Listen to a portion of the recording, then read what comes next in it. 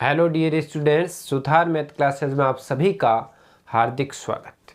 तो आज हम जो देखने जा रहे हैं वो 3.2 के क्वेश्चन है। इससे पहले ग्राफ कैसे कैसे होते हैं, क्या होते हैं, वो क्लास हमने पिछली क्लास थी, आप देख सकते हैं, नहीं देखिए तो इसमें पहला क्वेश्चन आपको कह रहा है कि कुछ कंडीशनें आपको दे रखी है, इनको पढ़ के आपको बीजगणित के समीकरण बनाने हैं 2 चर वाले, फिर उनका क्या निकालना है, हल निकालना है। किस विधि से? ग्राफ्य विधि से। तो सबसे पहले प्यारे बच्चों हमें यहाँ पर कुछ ना कुछ लिखना पड़ेगा। तो ऐसे क्वेश्चन हो ना, उनको थोड़ा सा ध्यान से पढ़ना है। पहले देखो, ये कह रहा है कक्षा 10 के 10 विद्यार्थियों ने गणित में पहली प्रतियोगिता में भाग लिया। टोटल विद्यार्थी कितने? 10 से। लड़कियां और लड़कियों को मिक्स करके बताया 10 से। यदि लड़कियों की संख्या लड़कों की संख्या से 4 ज्यादा है, जितनी लड़कियां है ना वो लड़कियां लड़कों से 4 ज्यादा है, यानी लड़कियां ज्यादा है, तो प्रतियोगिता में भाग लेने वाले लड़कों और लड़कियों की संख्या बताओ, ये पूछ रहा है। इसका मतलब हम एक काम करते हैं, इसको ध्यान दो कि सबसे पहले मान लेते हैं इसको 2 चर में चेंज करना है। आप 1 चर से भी कर सकते हैं, सीधा भी कर सकते हैं, लेकिन हमारी इस एक्सरसाइज के आधार पर करना पड़ेगा। सबसे पहले लिखेंगे माना लड़कों की संख्या, माना लड़कों की जो संख्या है उसको हम प्यारे बच्चों क्या मान लेते हैं? लड़कों की संख्या हम x मान लेते हैं। और दूसरा हम ले लेते हैं लड़कियों की संख्या, जो लड़कियां हैं लड़कियों की संख्या को हम क्या मान लेते हैं? y मान लेते हैं, क्योंकि हमें यहाँ पर कितने चर की बनानी है? 2 चर की समीकरण बनानी है। तो लड़कों की x मान लिया, लड़कियों की y। अब क्वेश्चन को पढ़ना है, यानी हम लिखेंगे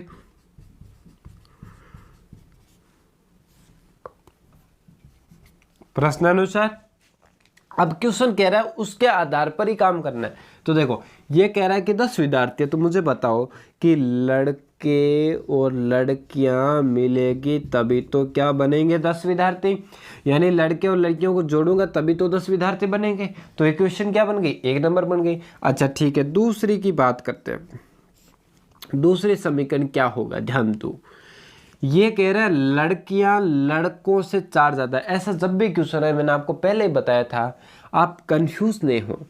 ये आपने लड़कियां लड़के माने और ये आपने लड़कियां बनाई थी कि नहीं बनाई थी? अब एक बात बताओ मुझे कि इसके अंदर देखा जाए, जब लड़के और लड़कियों को मुझे बराबर लाना है, क्या लाना है? बराबर। तो बराबर लाने से पहले ध्यान से पढ़ना।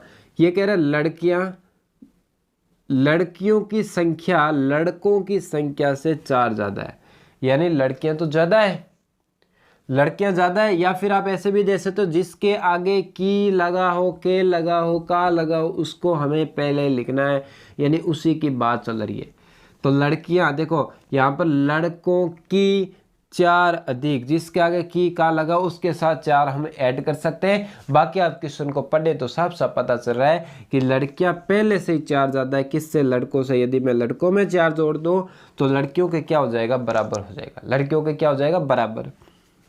तो इसको आप ऐसा लिख सकते हैं, क्या y को इस साइड लाओ, देखिए y को इस साइड लाई, किसका हो गया? y माइनस का हो गया। 4 को उस साइड बैठ दो, 4 किसका हो जाएगा? माइनस का हो जाएगा। क्लियर? इतना करने के बाद अब हम इसके ऊपर क्या बनाएंगे? ग्राफ बनाएंगे।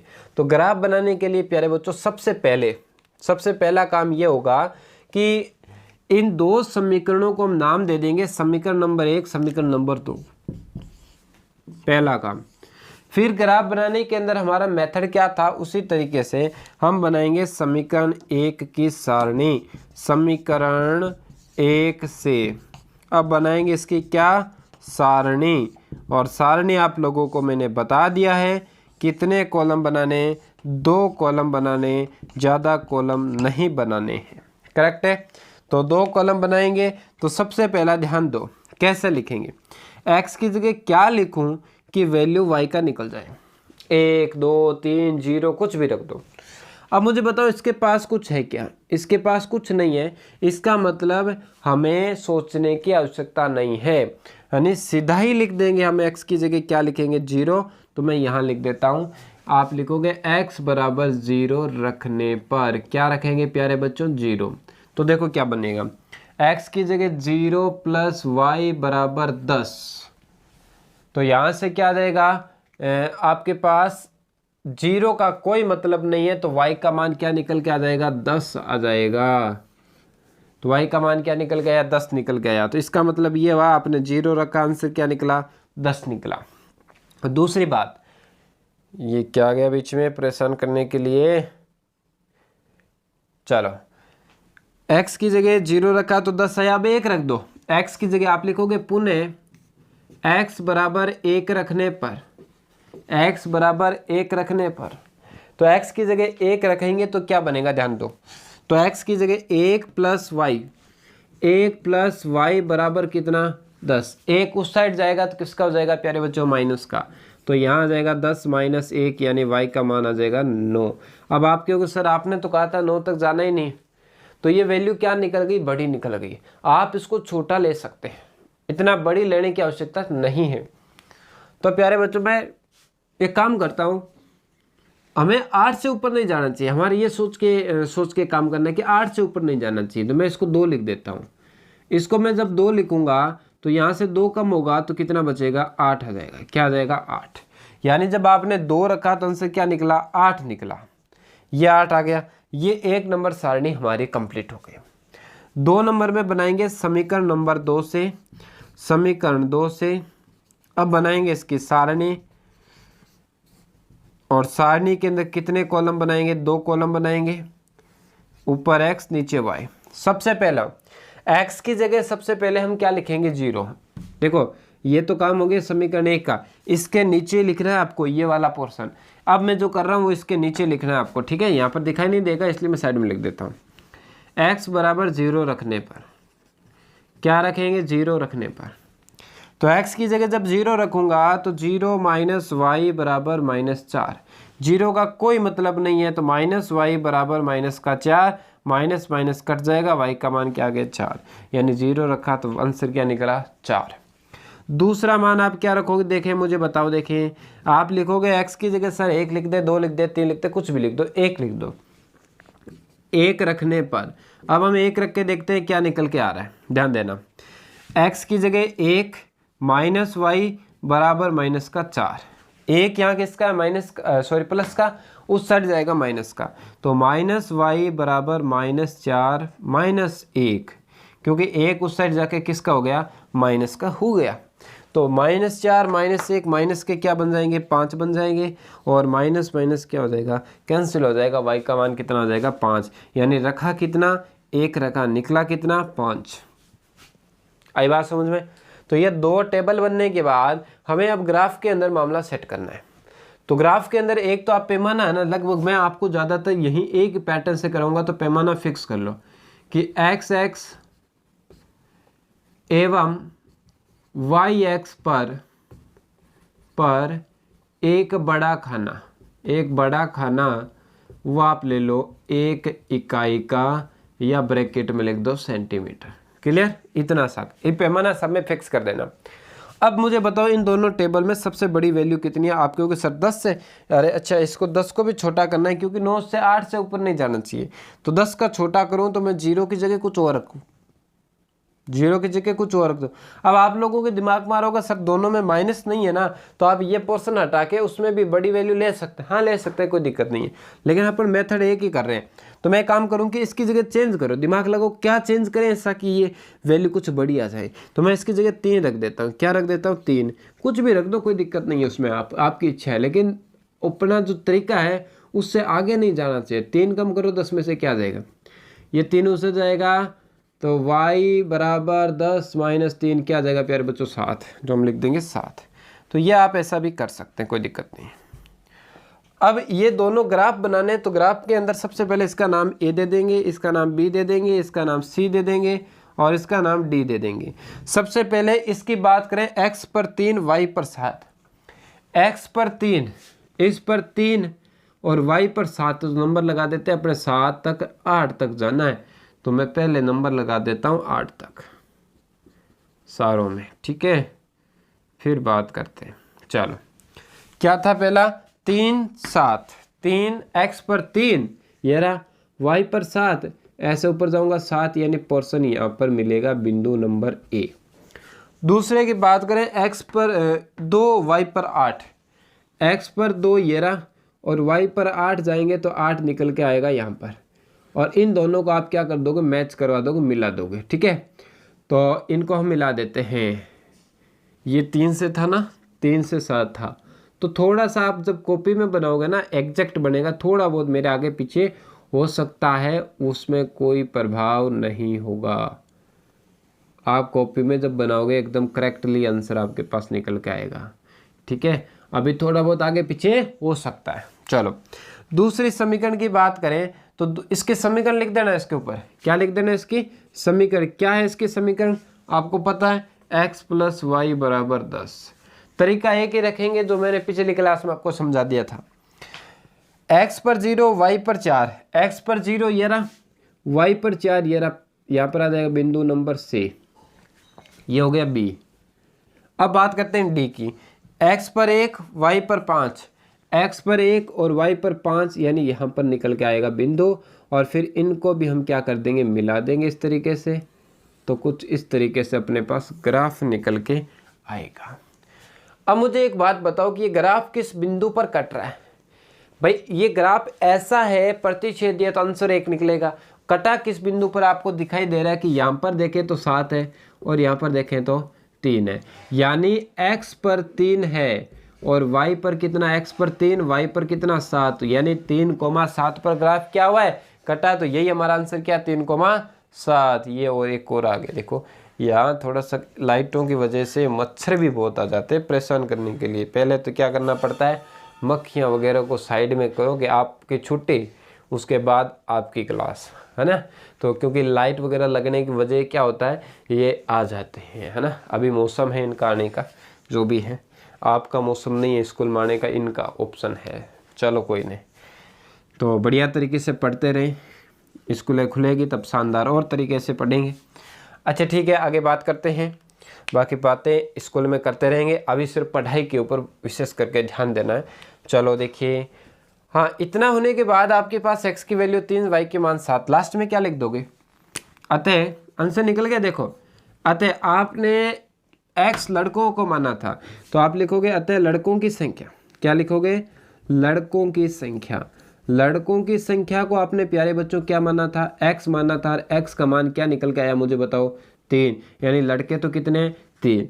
दूसरी बात, जो लड़कियां हैं वो आपके पास कितनी है बताओ, लड़कियों की संख्या, लड़कियों की संख्या कितनी आई मुझे बताओ, 7। आप कहोगे 7, तो ये आपका फाइनली आंसर आ गया। लड़के 3, लड़कियां 7, दोनों मिला के टोटल कितने हो गए, 10 हो गए। तो इस तरीके से हमें क्वेश्चन करना था ग्राफ का।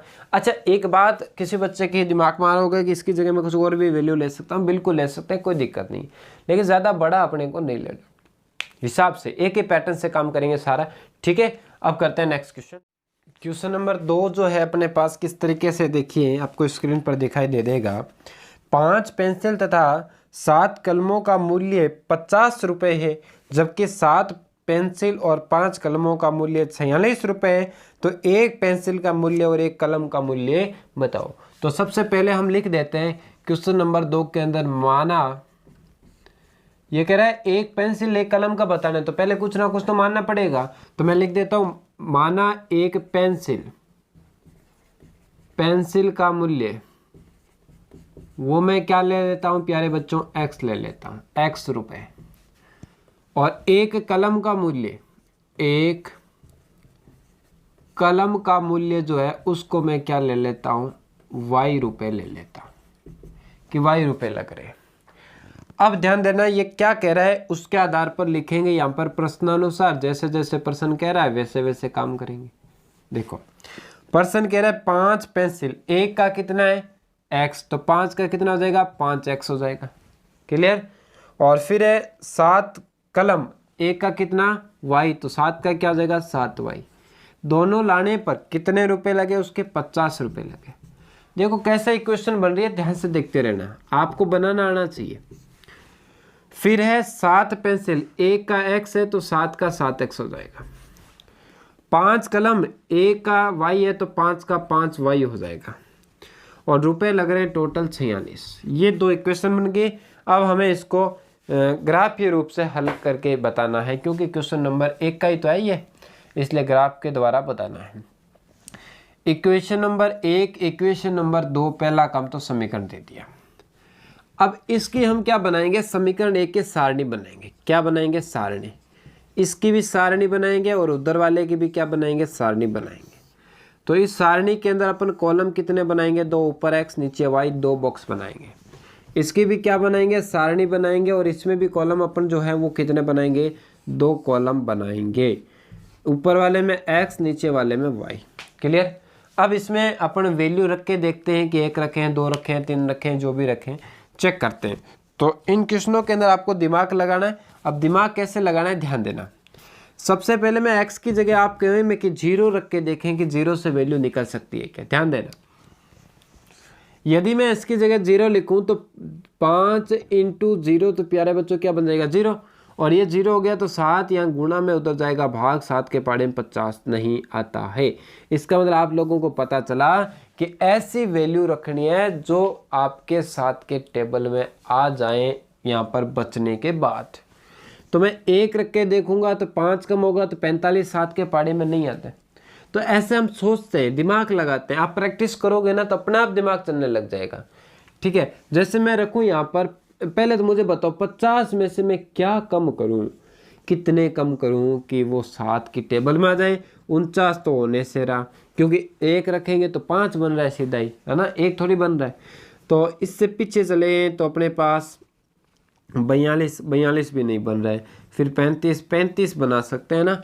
7 पंजे 35। तो मैं क्या लिख सकता हूँ, x बराबर 3 रखने पर, आप दिमाग लगाना और भी वैल्यू रख सकते हैं, कोई दिक्कत नहीं है। x बराबर 3 रखने पर, x की जगह 3 रखता हूँ तो देखिए 5 × 3 + 7y बराबर 50, यही तो बनेगा।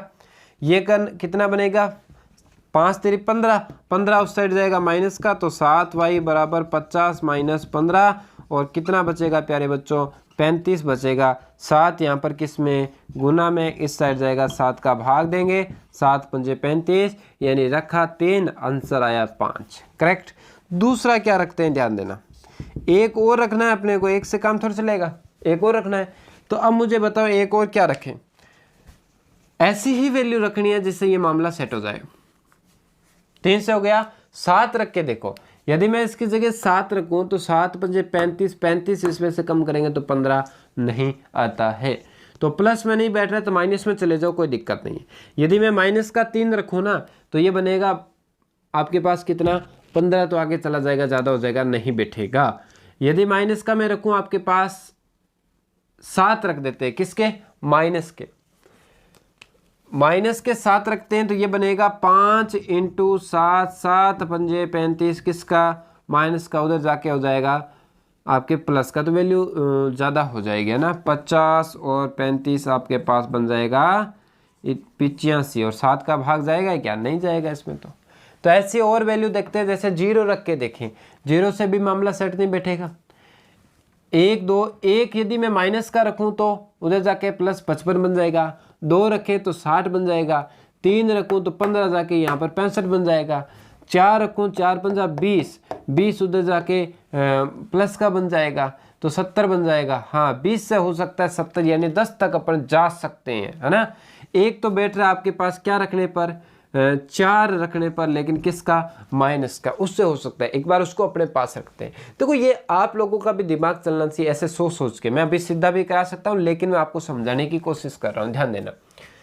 तो -4 के बाद यदि मैं माइनस का 5 रखूँ, ध्यान देना, माइनस का 5 रखूँ तो 25 क्या बनेगा, 25 माइनस का, उस साइड जाएगा तो प्लस का, तो 50 और 25 आपके पास बन जाएंगे 75।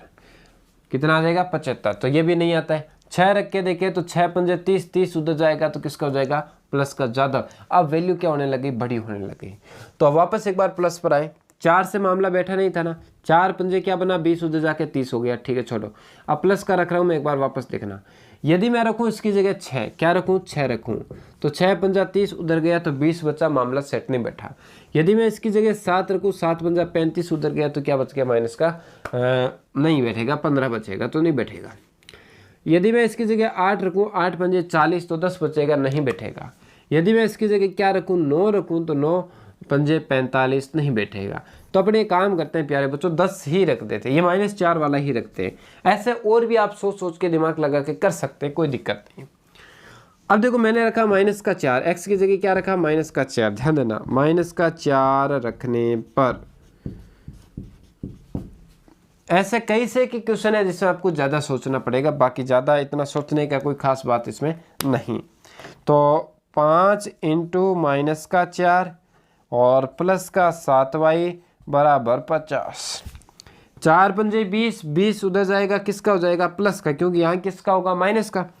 तो 7y बराबर 50, 50 में से क्या कर दोगे 20 कम कर दोगे, 20 प्लस का ही लेना है ना, प्लस का लेंगे तभी तो बचेगा, माइनस का उधर जाके प्लस का, बिल्कुल सही है।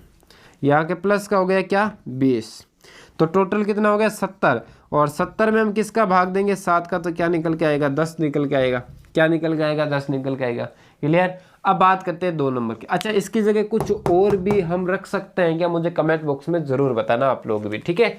रख सकते हैं आप, कुछ भी रख सकते हैं, लेकिन रखना पॉइंट के अलावा, पॉइंट में नहीं जाना चाहिए, ये भी बात ध्यान रखना। अच्छा 2 नंबर की बात करें, इसमें बताओ मुझे एक्स की जगह मैं क्या लिखूं। एक्स की जगह मैं रखूं जैसे मान लो 1 रखें, यदि मैं 1 रखूं तो उस साइड जाके 1 कम कर देंगे 45, 1 रखेंगे 7 बनेगा, 1 थोड़ी बनेगा 7, उधर जाके इसमें से कम करेंगे 39 नहीं आता है।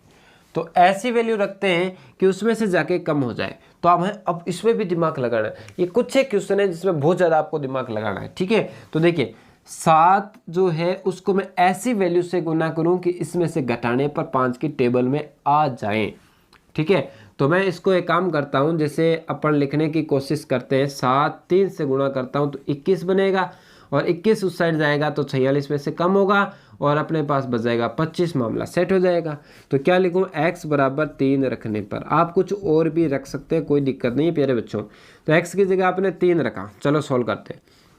7 × 3 + 5y बराबर 46, 7 3 21, 21 उस साइड जाएगा, किसका हो जाएगा माइनस का, 46 में से क्या कम कर देंगे 21 कम कर देंगे, तो कितना बचेगा अपने पास 25 बचेगा।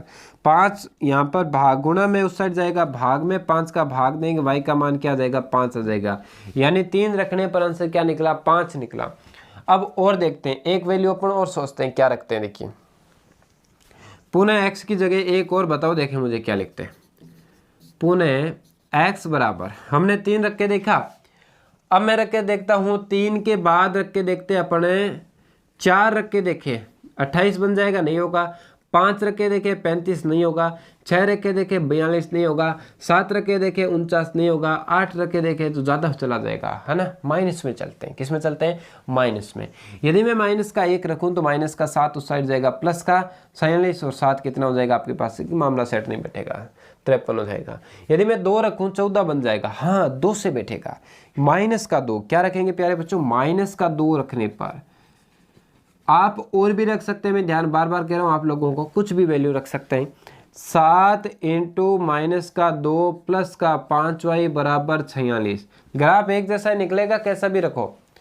यह आ जाएगा माइनस का 14 प्लस 5y बराबर 46। 14 उस साइड जाएगा, किसका हो जाएगा प्लस का हो जाएगा, और ये कितना बन जाएगा आपके पास 10 एक 80, 5 1 6 60, और 5 का हम क्या कर देंगे इसमें भाग दे देंगे, और 5 का भाग देंगे तो अपने पास कितना आएगा 1 बार, और ये कितनी बार चला जाएगा 2 बार 12। y का मान कितना निकल के आ गया 12 निकल के आ गया। यानी x का मान हमने रखा कितना, x का रखा -2 निकल के कितना आया प्लस का 12 निकल के आया।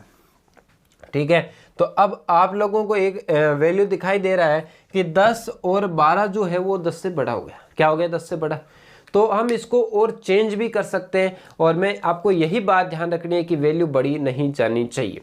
तो आप इसको चेंज करके भी आप कर लेना, कोई दिक्कत नहीं है। आप अलग अलग रख के कुछ भी वैल्यू रख के भी आप मान निकाल सकते हैं, लेकिन थोड़ा सा आपको लोगों को दिमाग लगाना पड़ेगा। चलो जो भी है आंसर सभी का सेम निकलेगा। चलो करते हैं।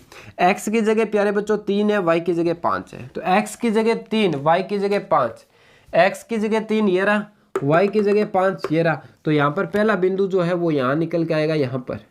ठीक है, इसका नाम a दे दिया मैंने। क्या दे दिया a, ये होगा b, ये c और ये d। बी की बात करें -4 और 10, अच्छा 10 तक है तो 10 तक मैं एक बार लिख देता हूँ। ये मैंने 10 तक इसको लिख दिया, आप भी ऐसा निकाल सकते हैं, कोई दिक्कत नहीं है।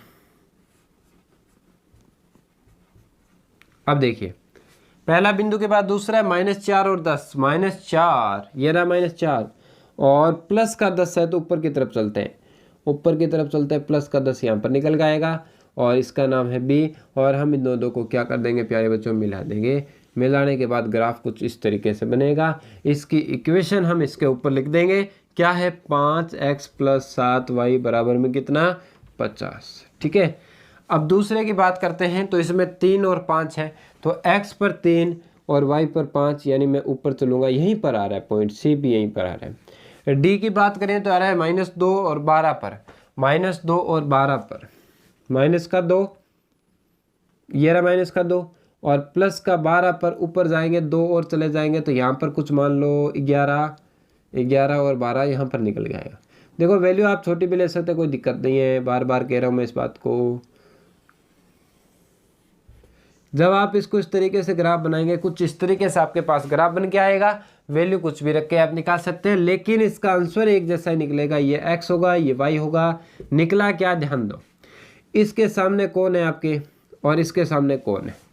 इसके सामने 3 और 5, 3 और 5 एक जैसा है ना, जो एक जैसा होता है वही अपना आंसर है, यानी 3, 5 x पर 3 y पर 5। लास्ट में आप लिख सकते हैं अतः जो पेंसिल है, ऐसे लिख सकते हैं, एक पेंसिल का मूल्य, एक पेंसिल का मूल्य, पेंसिल का मूल्य बताओ कितना आया।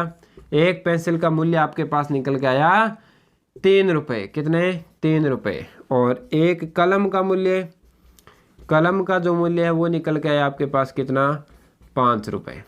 ठीक है, ऐसे हम निकाल सकते हैं।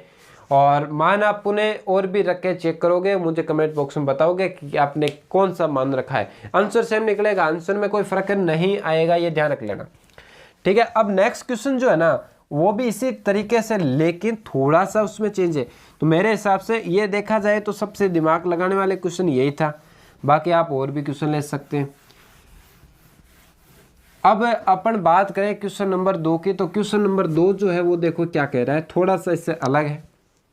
तो क्वेश्चन है 2 नंबर, वो है कि अनुपात दे रखे हैं कि तुलना करके ज्ञात कीजिए कि निम्न समीकरण युग में निरूपित रेखाएं एक बिंदु पर प्रतिच्छेद करती है तो समांतर अथवा समपाती है। ध्यान देना, ये कह रहे हैं तुलना करके बतानी, ग्राफ नहीं बताना है, और सीधा बता दो कि रेखाएं प्रतिच्छेदी है या समपाती है या समांतर है। ये बात अपन ने बेसिक में पढ़ा था ना, इसके वही बात है। ध्यान लो, देखिए तो मैं क्वेश्चन नंबर 1 की बात करूं, 2 की, क्वेश्चन नंबर 2 का 1 है 5x - 4y + 8 = 0। दूसरी है 7x + 6y - 9 = 0। ये क्वेश्चन है। तो अब इसको करना कैसे है, अपने को सिर्फ बताना है कि रेखा प्रतिच्छेदी है या समांतर है या एक दूसरे के ऊपर है। तो इनमें से बताने के लिए हमारे पास एक मेथड था और क्वेश्चन ने भी कह दिया कि आपको अनुपात से करना है। तो ये होता है ax + by + c = 0, ax + by + c = 0। ये 1 1 होता है प्यारे बच्चों, ये होता है 2 2, तो हम लगा देंगे नाम 2 2। इसके बाद यहाँ से मान उठा के रख देते हैं। तो मुझे बताओ x a1 जो है वो कितना निकल गया, x के पास वाला यानी 5, b1 आपके पास y के पास वाला -4, C1 वाला केवल अकेला यानी +8। A2 की बात करें तो x के पास वाला 7 और B2 की बात करें तो आपके पास y के पास वाला +6। अब बात करें C2 की बात करें तो यहाँ पर देखो कितना -9। ये वैल्यू आपको निकालना है। निकालने के बाद आपको मैंने एक मेथड बताया था, आप सीधा सीधा ऐसे करोगे, A1 A2 का अनुपात, B1 B2 का अनुपात और C1 C2 का अनुपात आप निकालोगे। ठीक है, तो अनुपात A1 A2 का, A1 आपके पास कितना 5, A2 आपके पास कितना, A2 आपके पास 7, ये कटेगा नहीं, इतना ही रहेगा। B1 आपके पास -4, B2 आपके पास 6, दोनों में भाग जा रहा है 2 2 का, ये आता है 2 बार और ये आता है 3 बार। इससे ज़्यादा हम इसको सोल्व नहीं कर सकते। 3 नंबर की बात करें तो 8 और C2 की जगह आपके पास -9, इसको भी हम सोल्व नहीं कर सकते। तो सबसे पहले आपको इन दोनों की तुलना करनी थी, मैंने बताया था आपको। तो इन दोनों में देखो क्या ये दोनों बराबर है? सर ये तो बराबर नहीं है। तो बराबर नहीं है इसका मतलब फॉर्मूला क्या बना, ध्यान दो, A1/A2 बराबर B1/B2 बराबर नहीं है। ये दोनों बराबर नहीं होता है तब हमारे पास इस फॉर्मूले से क्या पता चलता था, रेखा कैसी है, संगत। और दूसरी बात हम कह सकते हैं प्रतिच्छेदी। तो लिखते हैं इसलिए ये प्रतिच्छेदी रेखा है, ये प्रतिच्छेदी रेखाएं होगी। आई बात समझ में? तो ऐसे हम किसी भी क्वेश्चन का बता सकते हैं कि प्रतिच्छेदी है या समांतर या संपाती है। नेक्स्ट क्वेश्चन की बात करें, इसी के अंदर आपके पास 3 क्वेश्चन है। तो नेक्स्ट क्वेश्चन देख लेते हैं। इसका इसी पैटर्न से करना है, कोई नया पैटर्न आपको लाने की आवश्यकता नहीं है। तो देखिए सबसे पहले एक क्वेश्चन और मैं बता देता हूँ और एक क्वेश्चन आप लोग खुद करेंगे। तो देखते हैं आप किस तरीके से करते हैं और कमेंट बॉक्स में आप मुझे उसका आंसर बताएंगे। क्वेश्चन का नंबर लगा के बताना है।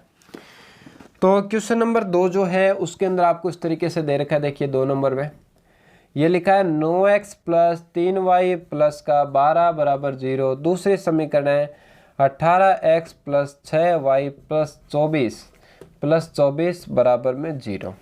तो मैं इसको थोड़ा सा सीधा 3 नंबर क्वेश्चन में लिख देता हूँ जो आपको करना है, ठीक है। इसी का 3 नंबर के अंदर देखिए क्या है, 6x - 3y + का 10 बराबर 0, 2x - y + 9 बराबर 0। तो इसका आंसर आप मुझे बताओगे कि प्रतिच्छेदी, समांतर या संपाती है। तो इसकी बात करें तो प्यारे बच्चों अब आपको मैंने वो व्यापक रूप लिखने की आवश्यकता नहीं, आप लोगों को समझ में आ गया पैटर्न किस तरीके से करना है। तो मुझे बताओ कि इसके पास वाला क्या होता है, A1 होता है। तो A1 की जगह मैंने लिखा 9, A2 यानी इसके पास वाला 18, ये एक बार आता है, ये 2 बार, 9 के पहाड़े में 1 बार, 9 के पहाड़े में 2 बार, करेक्ट है। ये वाला होता है B1 यानी B1 की जगह 3, और ये होता है B2 की जगह 6, दोनों आता है 1/2 यानी 3 के पहाड़े में 1, 3 के पहाड़े में 6, 2 बार। इसकी बात करें तो ये है 12 और ये है 24 यानी 12/24। 12 के पहाड़े में 12 1 बार, 24 कितनी बार, 2 बार, यानी आया कितना, 1/2। तो प्यारे बच्चों देखा जाए तो तीनों ही वैल्यू क्या है, इक्वल टू है। तो A1 लास्ट में लिखेंगे, अतः A1/A2 B1/B2 C1/C2। जब तीनों बराबर होता है तो रेखा क्या होती है, एक दूसरे के ऊपर होती है, जिसे हम क्या बोलते हैं, संपाती। रेखाएं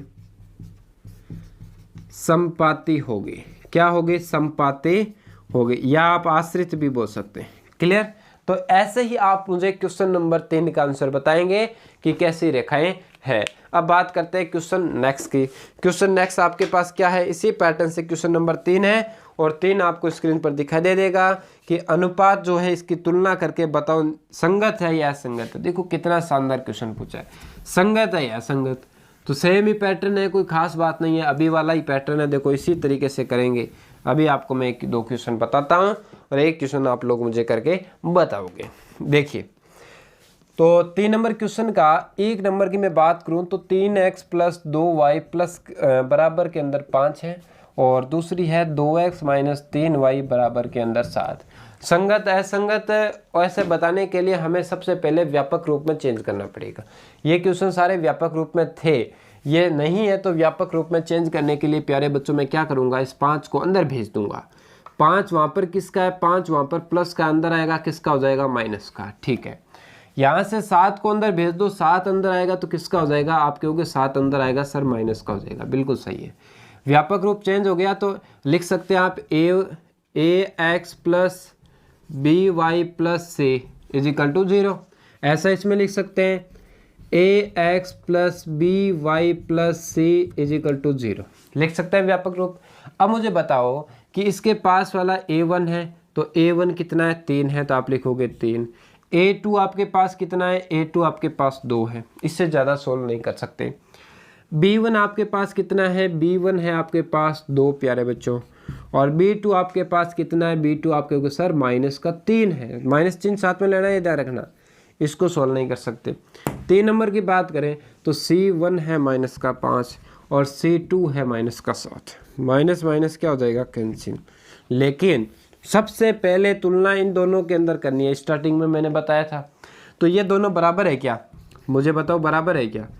A1 अपॉन A2 बराबर B1 अपॉन B2 बराबर आ रहा है क्या आंसर, नहीं आ रहा है। इसका मतलब ये रेखा एक दूसरे को काट रही है, प्रतिच्छेद करिए, आंसर 1 निकलेगा, इसलिए ये क्या होगी, संगत होगी। क्या होगा, संगत। आप लाइन कैसे लिखोगे कि दी गई रैखिक समीकरण युग्म संगत होगा, ऐसे लाइन लिख दोगे लास्ट में तय लगा के। आया मेथड समझ में, वेरी गुड। तो इसका आंसर इसी तरीके से निकालना है। तो मैं एक क्वेश्चन आपको और बताता हूं, फिर आप लोगों को क्वेश्चन भी मैं देता हूं आपको करने के लिए। देखो अच्छे प्रश्न है, कोई ज़्यादा कोई खास बात इनमें नहीं है क्वेश्चनों के अंदर, तो आप आराम से क्वेश्चनों को हल कर सकते हैं। तो देखिए सबसे पहले की बात करूं मैं क्वेश्चन नंबर 2 की। क्वेश्चन नंबर 2 जो है वो आप लोग कर लोगे, मैं आपको बताना चाहता हूँ, चलो सारे ही बता देता हूँ, क्या टाइम लगेगा इसमें। 2 नंबर है 2x माइनस 3y बराबर 8 और लिखा है 4x माइनस 6y बराबर 9 लिखा है। तो पहले हम इसको कर लेते हैं, व्यापक रूप में चेंज कर लेते हैं। 8 को अंदर भेज देते हैं प्यारे बच्चों, 8 अंदर आके किसका बन जाएगा, माइनस का बन जाएगा, ठीक है। 9 को अंदर भेज देंगे, 9 अंदर आके किसका बन जाएगा, माइनस का बन जाएगा, ठीक है। अब सीधा मान रखो, A1 आपके पास कितना है, 2 है। A2 आपके पास कितना है, 4 है, 2 का भाग जा रहा है, 1/2 आ जाएगा। B1 आपके पास -3 है और B2 आपके पास माइनस का 6, तो माइनस का 6, माइनस माइनस कैंसिल, 3 के बारे में 3 एक बार, 6 2 बार। यहाँ पर है माइनस का 8 और यहाँ पर है माइनस का 9, तो ये कट गया, लेकिन इससे ज़्यादा सॉल्व नहीं हो सकता। अब इन दोनों को देखें तो दोनों बराबर है, तो ऐसी कंडीशन हो ना तो तीनों का मेथड लगाना है। तो A1 अपॉन A2 बराबर B1 अपॉन B2 तो है क्या, C1 और C2 भी बराबर है, सर नहीं है, ये दोनों बराबर है लेकिन ये अलग है। जब ऐसी कंडीशन आए तो उसका आंसर नहीं निकलता है, तो हम लिख सकते हैं अतः दी गई रैखिक समीकरण क्या होगा, असंगत होगा। क्या होगा, असंगत। ये अपने बेसिक में पढ़ा था ना कि ऐसा फॉर्मूला है, उसको क्या बोलता है, असंगत। ये याद रखना पड़ेगा आप लोगों को, ठीक है। अब बात करें क्वेश्चन नंबर 3 किसी के, तो इसी का 3 नंबर जो क्वेश्चन है उसको हम देखते हैं, ध्यान दो। क्वेश्चन नंबर 3 में इस तरीके से कुछ दे रखा है, 3/2x प्लस 5/3y बराबर 7 और 9x माइनस का 10y बराबर 14। सबसे पहले इसको व्यापक रूप में क्या करते हैं, चेंज करते हैं, तो इसको अंदर लाना पड़ेगा। तो ये निकल के आएगा आपके पास 3/2x प्लस 5/3y और 7 अंदर आएगा, 7 हो जाएगा माइनस का, 14 अंदर आएगा, 14 किसका हो जाएगा प्यारे बच्चों, माइनस का हो जाएगा, बराबर 0 आ जाएगा। अब यहाँ से मुझे बताओ A1 की जगह, A1 इसके पास वाला होता है तो 3/2 है, ठीक है। A2 आपके पास 9 है, क्या है, 9। तो इसको सॉल्व करने के लिए 9 के बट्टे में मैं क्या लगा दूँ, 1 लगा दूँ, तो ऊपर वाली भिन्न क्या होगी, सेम, नीचे वाली भिन्न क्या हो जाती है प्यारे बच्चों, उल्टी। ऐसे भाग करने आप लोगों को आते होंगे, आते हैं कि नहीं आते, नहीं आते तो एक बार दोबारा देख लीजिए। जब ऐसा भाग का चिन्ह आए तो ऊपर वाले को तो सेम लिखना है, नीचे वाले को उल्टा करना है, 1 ऊपर 9 नीचे, चेंज हो गया। 3 से इसको काटो, 3 बार, ऊपर आया 1, नीचे आया 6, करेक्ट है, ठीक है। इसकी बात करें 2 नंबर की, तो B1 आपके पास कितना है, 5/3 प्लस का 5/3। B2 आपके पास है माइनस का 10, तो माइनस का 10/1 लिख सकता हूँ। ऊपर वाले को लिखना है प्यारे बच्चों सेम, नीचे वाले को क्या करना है, उल्टा करना है, 1 ऊपर माइनस का 10 का नीचे। 5 से इसको काटा 2 बार, यानी ऊपर तो बचा 1, नीचे बचा माइनस का 3 बोल सकते हैं, यानी माइनस का 3 आया। तीसरे की बात करें C1 और C2 की, तो यहाँ पर है माइनस का 7 और यहाँ पर है आपके पास माइनस का 14। माइनस माइनस कैंसिल, 7 के पास 7 एक बार, 14 2 बार। तो सबसे पहले इन दोनों को चेक करना है, क्या ये दोनों बराबर है, सर बराबर नहीं है, तो आप लिख सकते हैं अतः A1 अपॉन A2 बराबर नहीं है B1 अपॉन B2, इसलिए रैखिक समीकरण युग्म क्या होगा प्यारे बच्चों, संगत होगा। क्या होगा, संगत। ये फॉर्मूला आप लोगों को याद रखना है। अब बात करते हैं नेक्स्ट क्वेश्चन के। नेक्स्ट क्वेश्चन इसके अंदर ये अपन ने 3 नंबर देख लिया, 4 नंबर क्वेश्चन देखते हैं। तो इसी पैटर्न से सारे क्वेश्चन हो रहे हैं। देखो कोई खास बात इनमें नहीं है, आप लोग कर सकते हैं ना। चलो आप लोग कर सकते हैं। तो 4 नंबर क्वेश्चन मैं आपको देता हूँ, 4 नंबर क्वेश्चन आपको देता हूँ। तो 5x माइनस 3y बराबर 11 और दूसरा है माइनस का 10x प्लस का 6y बराबर माइनस का 22। ये क्वेश्चन आप खुद करके मुझे कमेंट बॉक्स में प्रश्न संख्या लगा के आंसर बताएंगे प्रत्येक बच्चे। अब बात करते हैं 5 नंबर की। इसका 5 नंबर कैसे करना है। 4/3x, 4/3x प्लस का 2y बराबर 8 और 2x प्लस 3y बराबर में 12। ऐसा क्वेश्चन है। तो ऐसा क्वेश्चन जो है इसमें मुझे बताओ, पहले व्यापक रूप में चेंज करते हैं। तो उसको मैं क्या ले आऊँ प्यारे बच्चों, 8 को इधर ले आऊँ, 8 किसका हो जाएगा माइनस का। यहाँ से मैं क्या करूँ, 12 को इधर ले आऊँ, 12 किसका हो जाएगा माइनस का। सही बात है। यहाँ से उठा के हम क्या रख देंगे, मान रख देते हैं। व्यापक रूप में चेंज करना है सभी को, पहले चेंज नहीं है तो पहले व्यापक रूप में चेंज करो, फिर उसका आंसर निकालना है। तो मुझे बताओ सबसे पहले a1 कितना है। x के पास वाला a1 है, क्या है 4/3। ठीक है, इसके पास में कौन है, तो 2/1 लिख सकता हूँ। ऊपर वाला सेम, नीचे वाला क्या होता है प्यारे बच्चों, उल्टा होता है। 2 से काटेंगे 2 बार, 2 की टेबल 1 बार, 2/3 हो जाएगा। b1 आपके पास कितना है, 2 है, और b2 आपके पास कितना है, 3 है। तो आंसर आ गया 2/3। c1 c2 की बात करें तो माइनस का 8 और ये है माइनस का 12। माइनस माइनस कटा 4 का भाग जा रहा है ना, ये जा रहा है 2 बार, ये जा रहा है 3 बार। तो तीनों ही वैल्यू क्या है प्यारे बच्चों, इक्वल टू है, बराबर है। यानी आपके पास तीनों की तीनों बराबर है। तो इसमें भी आपका क्या होगा, संगत ही होगा, क्योंकि एक दूसरे पर आएगी रेखा, संपाति होगी। आई बात समझ में। तो ये क्वेश्चन अपने कंप्लीट कर लिया। थोड़ा सा मैं स्पीड से चला था, नहीं आया था वो बच्चा दोबारा देख ले। बाकी मेरे हिसाब से कोई दिक्कत नहीं आएगी जो आपको नहीं आई, क्योंकि बेसिक में हमने बढ़िया तरीके से समझा था, धीरे धीरे, है ना। नेक्स्ट क्वेश्चन 4 नंबर जो है उसको देखिए ध्यान से, क्या कह रहा है। निम्न रैखिक समीकरण युग्म में से कौन से युग्म संगत या असंगत है। यदि संगत है तो ग्राफीय विधि से क्या करना है, हल करना है। ग्राफ बना के हल करना है। तो मुझे बताओ क्या ये संगत है, आपके होगा सर संगत है। तो इसको किस विधि से हल करना है, ग्राफीय विधि से हल करना है। ग्राफ का मतलब ग्राफ बना के उसमें आपको आंसर निकालना है। इन दोनों समीकरणों को मान रख के सारणी बना के, मतलब कर सकते हो ना। तो ऐसा यदि आप कर सकें तो क्वेश्चन को कर सकते हैं। ठीक है, बाकी हम नेक्स्ट क्लास में करेंगे। धन्यवाद प्यारे बच्चों। जिन बच्चों ने अपने चैनल को अभी तक सब्सक्राइब नहीं किया है वो ज़रूर सब्सक्राइब करें। दूसरे जितने भी बच्चे हैं 10th क्लास के उन सब तक ये क्लास पहुंचाएं ज़रूर।